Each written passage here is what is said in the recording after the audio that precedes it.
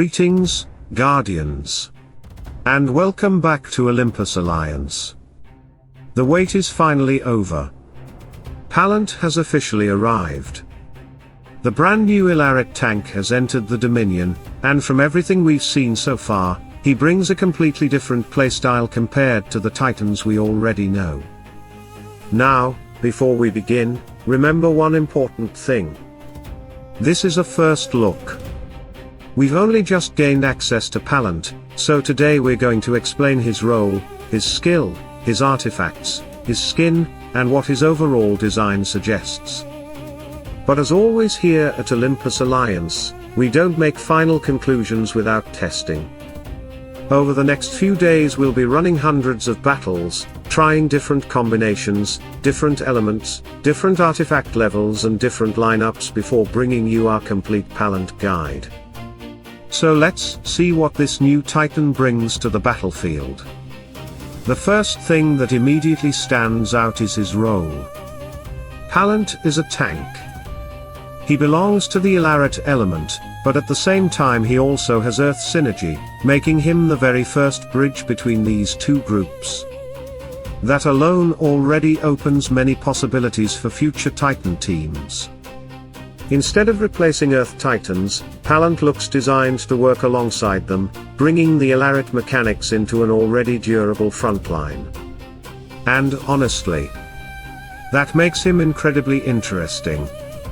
Now let's look at his skill. Elarite Ram.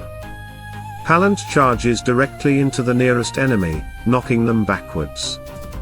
But the important part isn't only the knockback. While he's moving forward, every enemy caught in his path also receives damage. So this isn't simply a single target attack. It's an offensive initiation tool.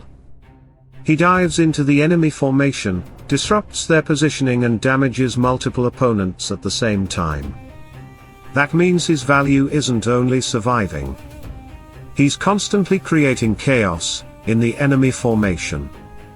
Positioning becomes much harder for your opponent, especially if future Elarite Titans are designed to take advantage of enemies being displaced. Again, we'll have to test that. But mechanically, this is already a very interesting skill. Now let's move to his artifacts. And honestly, this is probably the part that caught my attention the most. His first artifact, his weapon, provides health regeneration. At first glance that may not sound spectacular. But when you remember Palant is a tank, everything starts making sense. A tank isn't supposed to deal the highest damage. A tank wins battles by refusing to die. Every time his weapon activates, it gives him another source of sustain, allowing him to continuously recover health during the fight. Longer battles. More opportunities to regenerate. More time protecting your team. And if Palant becomes difficult to eliminate already, imagine what happens once his survivability starts increasing with higher artifact levels. That's exactly why this weapon immediately became the artifact I'm most excited to test. His second artifact, the Elarite Crown, increases his effectiveness specifically against light and darkness titans, while also giving him additional protection against those same elements. This immediately tells us that Palant isn't just another generic tank. He was designed with specific matchups in mind. Against light and darkness titans, he should become even more durable while simultaneously increasing his offensive pressure. That gives him a clear identity inside the Titan meta. Finally, his third artifact increases both physical attack and health. Exactly the two stats you would expect from a frontline tank. More health means more durability. More physical attack increases the effectiveness of his ram and his overall presence during battle. Simple, solid, and perfectly suited to his role. Now let's talk about his first skin. And once again, everything points in the same direction. Health. Personally, I really like this decision. Giving a tank even more health naturally increases his ability to stay alive, protect the backline and absorb damage.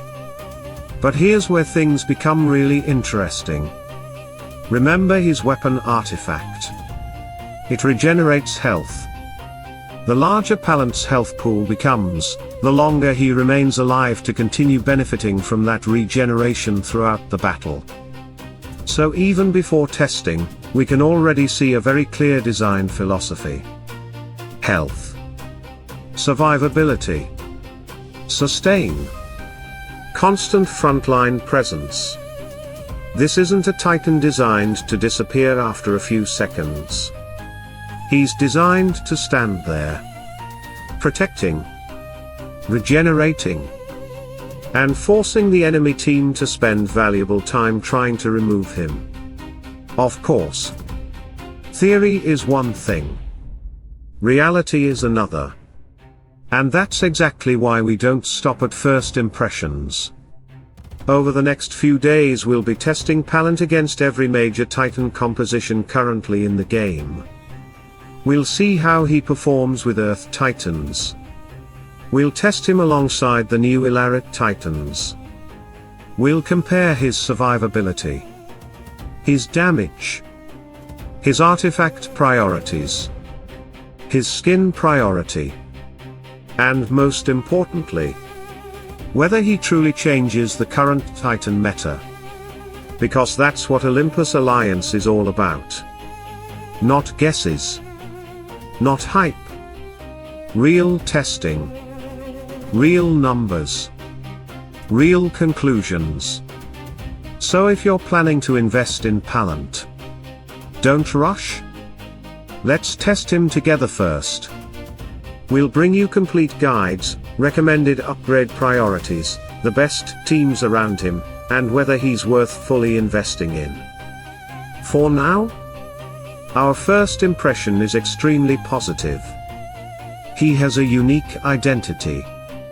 A very interesting combination of Elarite and Earth. A disruptive frontline skill.